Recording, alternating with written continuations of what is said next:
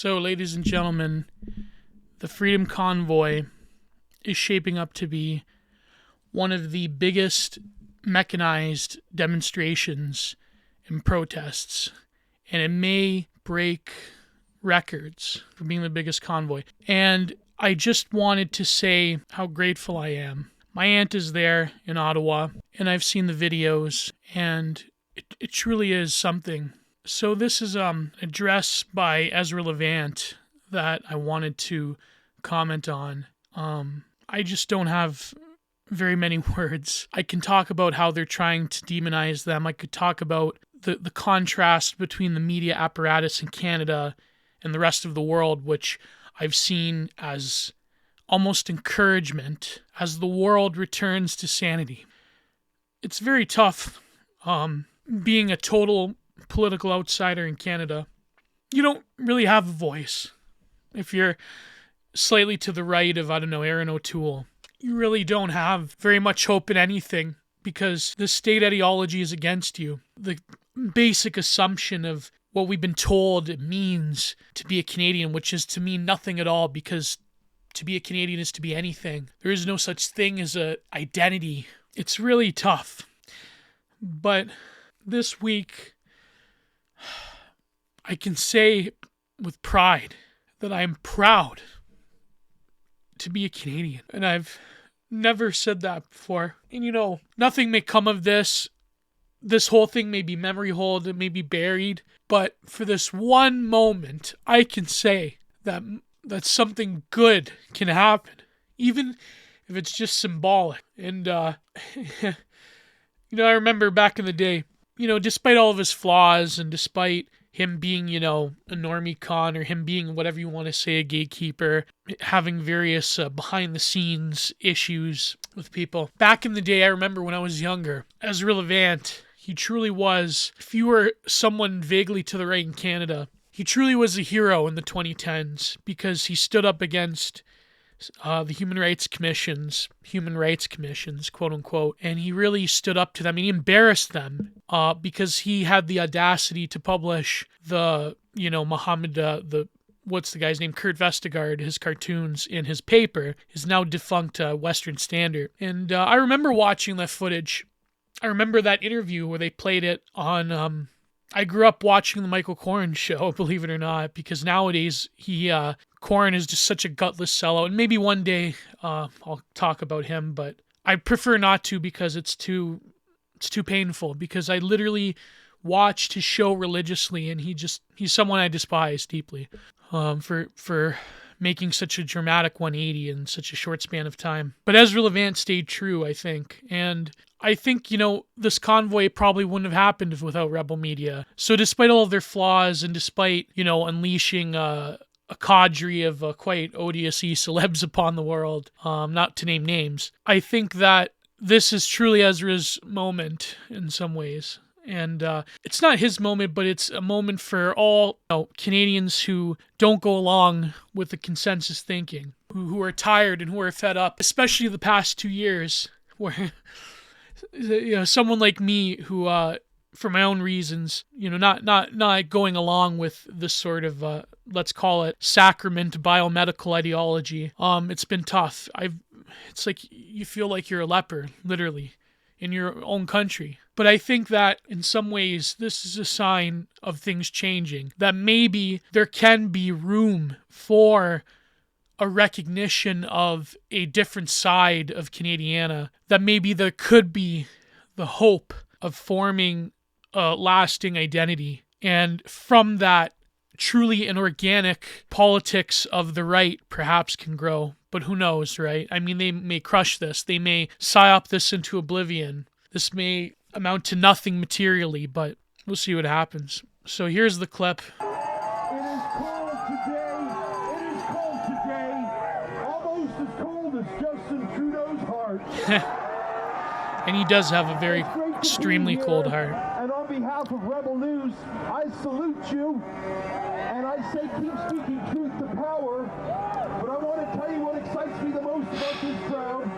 I see a lot of cameras, a lot of independent journalists, because when people people say, what do we do about the media?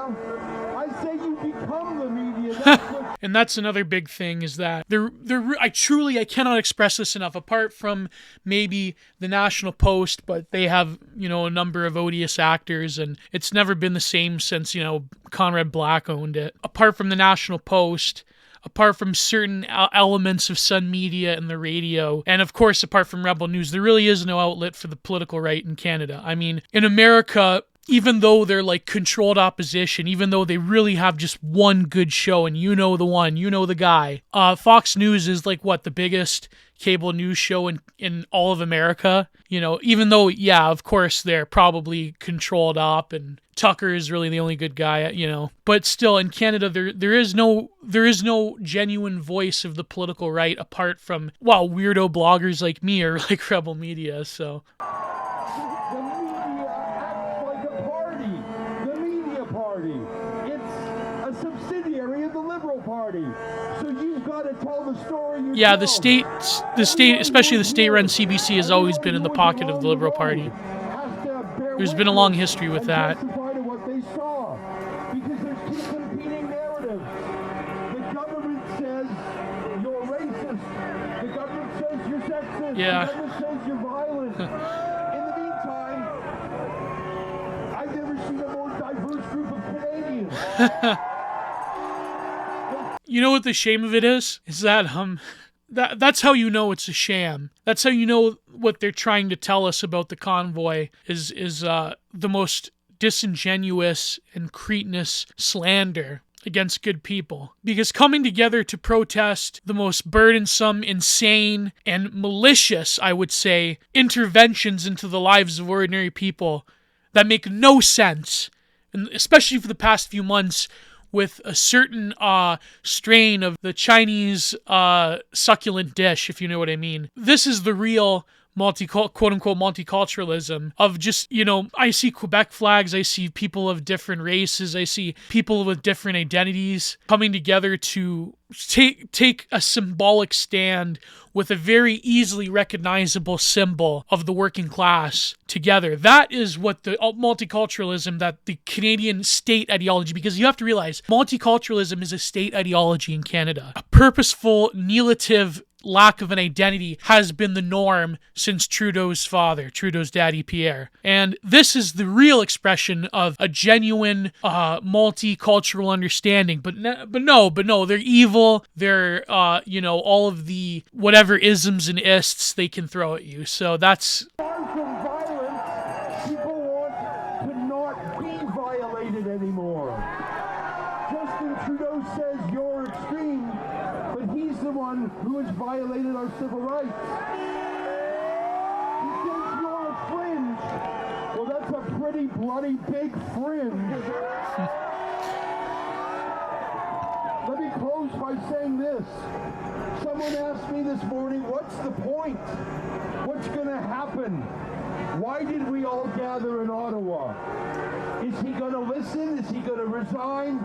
Is the Governor General going to ask no, him to of step course down? not. Of course No, not. he'll hold on to power as Yeah. long as he can. Of Let me course. tell you what I think the point is. The point is the convoy itself. To show that you're not alone. To show that you're not the crazy one, they are. To show that you're not the un-Canadian one, they are. You already achieved your goal just by being here. And the fact that millions of dollars came into the GoFundMe for the truckers, even if they would have canceled that, it was still a success because it was a measurement of how much people cared. Yeah. You have succeeded. Oh, but it's all Russian money, remember? By being here. Keep up the fight.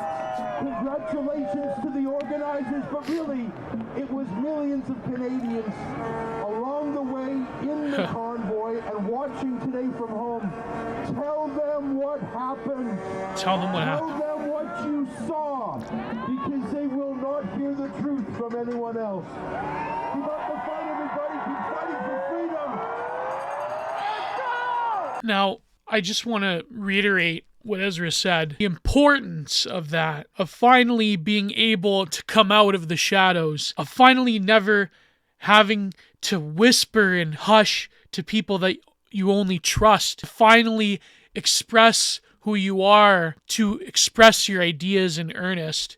That is the biggest first step. That is a luxury that people of various nationalities and of various nationalist movements in America, in Europe, in Japan, and everywhere, to say that you are proud of who you are, that you can state your political beliefs in earnest, is a luxury. And to see this amount of people that are finally coming around and saying maybe the governing state ideology is wrong, maybe the past biosecurity theater kid world order of the past 2 years is wrong, maybe there can be a hope to truly form a meaningful, maybe not exactly right-wing, but a meaningful dissident opposition in Canada. And to that I say to everyone involved, don't let them beat you down. Ignore all of their psyop and all of their attempts at agitprop. These are the same people, these lefties I see in the media talk about, oh, well, they have that certain type of flag from that certain type of regime in the 20th century. These are the same people that basically were Alex Jones posting in the 2010s after the G20 when it was proven that the police were agitating. Is it that much of a stretch to send out some glowy with a flag that still has creases in it, to make this look bad? It's ridiculous. But I see that people are seeing that it's ridiculous. I'm seeing unwavering support from around the world, and I just want to say that God bless you, Canada. God bless you all. Only together can we get through this. So, good day. Where at least I know I'm free, and I won't forget the men who died, who gave that right to me, and I'd gladly stand up next to you and defend her still today, 'cause there ain't